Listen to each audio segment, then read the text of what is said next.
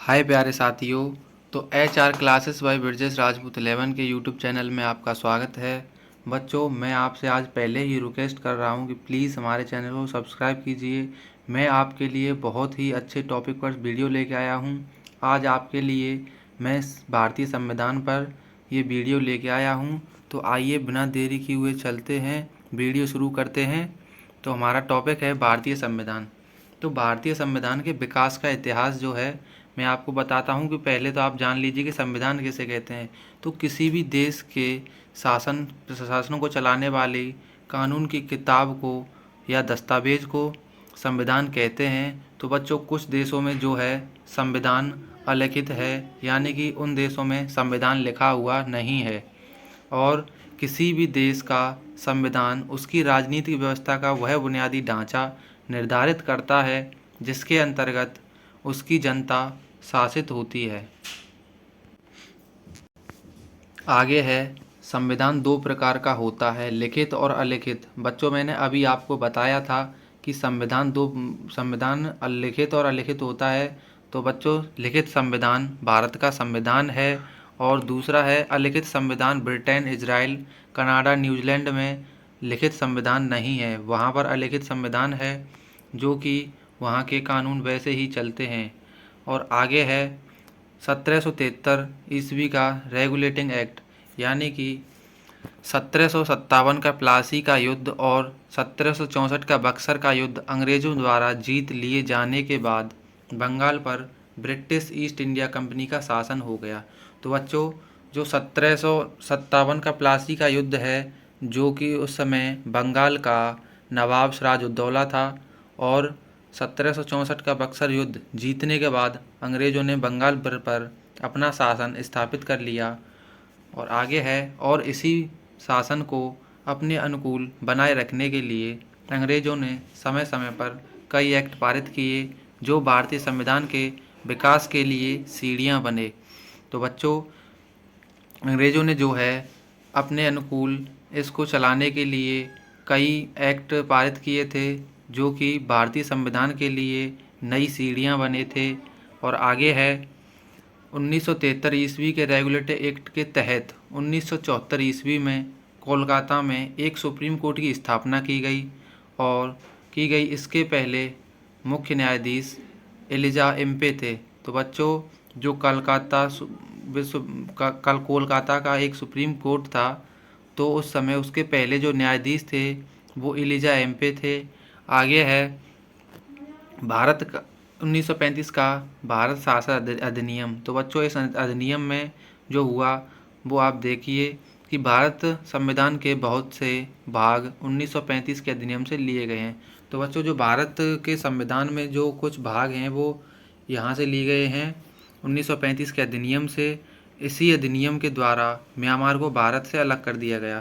तो बच्चों, जो अब वर्तमान में म्यांमार है, वो पहले भारत का ही हिस्सा हुआ करता था, लेकिन 1935 के अधिनियम के बाद म्यांमार को भी भारत से अलग कर दिया गया।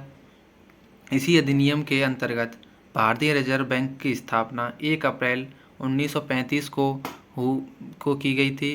तो बच्चों, आपको ये याद रखना है कि भारतीय रिजर्व बैंक की स्थापना कब हुई थी और किस समय में हुई थी। तो भारतीय रिजर्व बैंक की स्थापना जो है 1 अप्रैल 1935 को हुई थी, जो कि 1935 का भारत का शासन अधिनियम था, उसके तहत। आगे है, 1946 ईस्वी में कैबिनेट मिशन का गठन। तो बच्चों, जुलाई 1946 में कैबिनेट मिशन के तहत भारतीय संविधान के निर्माण के लिए संविधान सभा का गठन किया गया। तो बच्चों, ये प्रश्न कई बार आया है कि भारतीय संविधान सभा का गठन कब किया गया। तो वो जुलाई 1946 में कैबिनेट मिशन के तहत भारतीय संविधान के निर्माण के लिए संविधान सभा का गठन किया गया। आगे है, संविधान सभा के कुल सदस्यों की संख्या। तो बच्चों, जब संविधान हमार सभा तैयार हो रही थी, तो संविधान सभा के कुल सदस्यों की संख्या 389 थी, जिसमें 292 ब्रिटिश प्रांतों के प्रतिनिधि थे और 93 देसी रियासतों के प्रतिनिधि थे और 4 कमिश्नर थे। तो बच्चों, जो 292 ब्रिटिश प्रांतों के प्रतिनिधि थे, और हमारा देश पहले रियासतों में बटा हुआ था, जिनमें राजस्थान भी एक उदाहरण है। राजस्थान है, कश्मीर है, हैदराबाद है। हैदराबाद का एक नवाब था, जो कि देश में शामिल नहीं होना चाहता था, लेकिन सरदार वल्लभ भाई पटेल ने अपनी सेना को भेजकर उसे भारतीय संघ में शामिल किया। आगे है संविधान सभा। तो 9 दिसंबर 1946, तो इसमें है 9 दिसंबर 1946 को संविधान सभा की प्रथम बैठक हुई। तो बच्चों ये प्रश्न भी कई बार आते हैं और इन्हें कई बार आए हैं, तो आपको ये देख लेने हैं कि संविधान सभा की प्रथम बैठक कब हुई थी। तो संविधान सभा की जो प्रथम बैठक है 9 दिसंबर 1946 को हुई थी। आगे है इस सभा के सबसे बुजुर्ग व्यक्ति डॉक्टर सच्चिदानंद सिन्हा को संविधान सभा का अस्थायी सदस्य बनाया गया। तो बच्चों जो ये डॉक्टर सच्चिदानंद सिन्हा थे वो उस संविधान सभा के सबसे बुजुर्ग व्यक्ति थे और इन्हें अस्थायी सदस्य बनाया गया था उस समय। और आगे है संविधान सभा की पहली बैठक का मुस्लिम लीग ने बहिष्कार किया। तो बच्चों ये संविधान सभा की जो पहली बैठक हुई थी मुस्लिम लीग ने इसका बहिष्कार किया था, क्योंकि वो एक अलग राष्ट्र की मांग कर रहे थे। आगे है 11 दिसंबर 1940। तो बच्चों 2 दिन बाद ही 11 दिसंबर 1940 को डॉक्टर राजेंद्र प्रसाद को संविधान सभा का स्थायी सदस्य बनाया गया। तो बच्चों ये क्वेश्चन कई बार आया है कि संविधान सभा का अस्थायी सदस्य किसे बनाया गया था, तो वो डॉक्टर सच्चिदानंद सिन्हा को बनाया गया था, लेकिन जो स्थायी सदस्य थे वो डॉक्टर राजेंद्र प्रसाद थे। आगे है अगले उसके 2 दिन बाद 13 दिसंबर 1940, यानी कि पंडित जवाहरलाल नेहरू ने 13 दिसंबर 1940 को संविधान सभा की समक्ष उद्देश्य प्रस्ताव को प्रस्तुत किया या पेश किया और इसी के साथ संविधान बनने की शुरुआत हुई। आगे है संविधान सभा की प्रमुख समितियों के अध्यक्ष। तो बच्चों संविधान सभा की कुछ प्रमुख समितियां हैं जिनके कुछ अध्यक्ष हैं। तो देखिए संचालन समिति। तो संचालन समिति के जो अध्यक्ष हैं वो डॉक्टर राजेंद्र प्रसाद जी हैं। बच्चों मैं आपको एक बात बता दूं, तो डॉक्टर राजेंद्र प्रसाद जी जो हैं हमारे देश के प्रथम राष्ट्रपति भी रहे हैं। और आगे है प्रारूप समिति के अध्यक्ष कौन थे, तो प्रारूप समिति के अध्यक्ष जो थे वो डॉक्टर भीमराव अम्बेडकर थे। बच्चों हमारा संविधान जो लिखा था वो डॉक्टर भीमराव अम्बेडकर ने ही लिखा है। और आगे है प्रांतीय संविधान समिति। तो प्रांतीय संविधान समिति सरदार वल्लभ भाई पटेल इसके अध्यक्ष थे। बच्चों मैंने अभी आपको बताया था कि देशी रियासतों को मिलाने का काम जो है सरदार वल्लभ भाई पटेल ने किया था। आगे है संघीय संविधान समिति। तो संघीय संविधान समिति के जो अध्यक्ष थे वो पंडित जवाहरलाल नेहरू थे। और आगे है राष्ट्र ध्वज संबंधी समिति के जो अध्यक्ष थे वो डॉक्टर राजेंद्र प्रसाद थे। तो बच्चों आइए आपको याद रखना है कि संचालन समिति और राष्ट्र ध्वज संबंधी समिति के अध्यक्ष कौन हैं, वो डॉक्टर राजेंद्र प्रसाद हैं। बच्चों पंडित जवाहरलाल नेहरू जो हैं हमारे भारत के प्रथम प्रधानमंत्री रहे हैं और ये जो सरदार वल्लभ भाई पटेल जी हैं वो हमारे भारत के गृह मंत्री भी रहे हैं प्रथम। और बच्चों मैं आपको बता दूं कि अगर आपको पूछा जाए कि लौह पुरुष के नाम से किसे जाना जाता है, तो वो सरदार वल्लभ भाई पटेल को लौह पुरुष के नाम से जाना जाता है। आगे है 3 जून 1947 को ही घोषणा कर दी गई कि भारत का बंटवारा होगा। तो बच्चों 3 जून 1947 को घोषणा की गई कि भारत का बंटवारा होगा और 14 अगस्त 1947 को पाकिस्तान भारत से अलग हुआ और पाकिस्तान 14 अगस्त को स्वतंत्रता दिवस मनाता है। तो बच्चों हमारे देश में जो है स्वतंत्रता दिवस 15 अगस्त को मनाया जाता है और पाकिस्तान में 14 अगस्त को, क्योंकि पाकिस्तान हमसे एक दिन पहले आज़ाद हुआ था, इसीलिए वहाँ पर 14 अगस्त को संविधान बनाया जाता है। तो पाकिस्तान की मांग जो है वो मुस्लिम लीग ने की थी।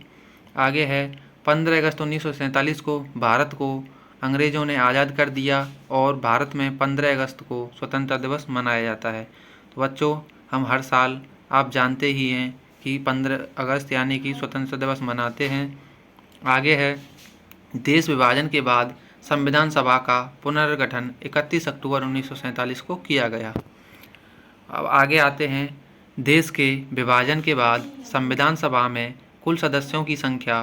तो बच्चों देश के विभाजन के बाद संविधान सभा में जो है कुल सदस्यों की संख्या 299 रह गई थी, जिनमें 229 प्रांतीय सदस्य थे और 70 देशी रियासतें थी। तो बच्चों अभी मैंने आपको बताया था कि जो है 14 अगस्त 1947 को पाकिस्तान भारत से आज़ाद हो गया था। बच्चों मैं आपको पहली वीडियो में बता चुका हूँ कि पाकिस्तान दो हिस्सों में बटा था। एक था पूर्वी पाकिस्तान और एक था पश्चिमी पाकिस्तान। तो पश्चिमी जो पाकिस्तान था वो अभी भी पाकिस्तान ही है, लेकिन जो पूर्वी पाकिस्तान था वो इस टाइम पर बांग्लादेश बन गया है, जिसे 1971 में भारत ने आज़ादी दिलवाई थी। उसे पश्चिमी पाकिस्तान से आज़ाद करवाया था। तो बच्चों, कुछ जो रियासतें थीं और कुछ जो प्रांतीय सदस्य थे वो पाकिस्तान में चले गए थे, इसलिए उनकी संख्या घटकर 299 रह गई थी, जिनमें 229 प्रांतीय सदस्य थे और 72 देशी रियासतें थीं। आगे है, दुनिया भर के संविधान को बारीकी से रखने के बाद डॉक्टर भीमराव अम्बेडकर ने भारतीय संविधान को लिखकर तैयार किया। तो बच्चों, दुनिया भर का संविधान डॉक्टर भीमराव अम्बेडकर ने समझा और तब जाकर भारतीय संविधान को लिखकर तैयार किया। 26 नवंबर 1949 को भारतीय संविधान पूरी तरह से लिखकर तैयार हो गया था और इसको संविधान सभा द्वारा पारित कर दिया गया। भारतीय संविधान को बनाने में 2 साल 11 महीने 18 दिन का समय लगा।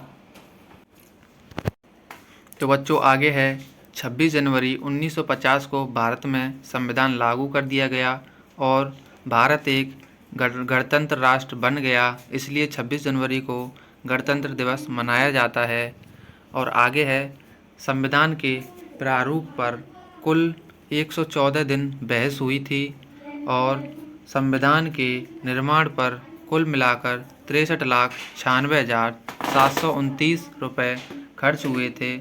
जब संविधान बना तो इसमें 22 भाग, 395 अनुच्छेद और 8 अनुसूचियाँ थीं, लेकिन बच्चों अब वर्तमान में संविधान में 22 भाग, 395 अनुच्छेद और 12 अनुसूचियाँ हैं, लेकिन अब अनुच्छेदों में 395A, 395B करके ऐसे करके 450 अनुच्छेद बना दिए गए हैं, लेकिन आपके पेपर में आए तो आपको 395 ही लगाना है। आगे है, संविधान सभा द्वारा किए गए कुछ अन्य कार्य, यानी कि संविधान सभा ने 22 जुलाई 1947 को राष्ट्रीय ध्वज को अपनाया, यानी कि हमारे भारत देश के झंडे को अपनाया था। और आगे है, 24 जनवरी 1950 को राष्ट्रीय गान को अपनाया गया। तो हमारे देश ने जो है 24 जनवरी 1950 को राष्ट्रीय गान को अपनाया था। तो बच्चों, मैं आपके लिए एक प्रश्न देता हूँ कि राष्ट्रीय गान किसने लिखा था। आगे है, 26 जनवरी 1950 को राष्ट्रीय गीत को अपनाया गया। तो बच्चों, आपके लिए 2 प्रश्न हैं कि राष्ट्रीय गीत और राष्ट्रीय गान किसने लिखा था, ये आपको कमेंट करके कमेंट बॉक्स में बताना है। आगे है, स्वतंत्र भारत का पहला मंत्रिमंडल। तो बच्चों, ये हमारा लास्ट पेज है और आप इसको अच्छे से याद कर लेना। तो भारत के प्रथम प्रधानमंत्री जो हैं वो पंडित जवाहरलाल नेहरू थे और गृह मंत्री जो थे वो सरदार वल्लभ भाई पटेल थे और शिक्षा मंत्री जो थे वो मौलाना अब्दुल कलाम आज़ाद थे और रेलवे मंत्री जो थे वो डॉक्टर जॉन मथाई थे और रक्षा मंत्री जो थे वो बलदेव सिंह थे और श्रम मंत्री जो थे वो थे जगजीवन राम जी।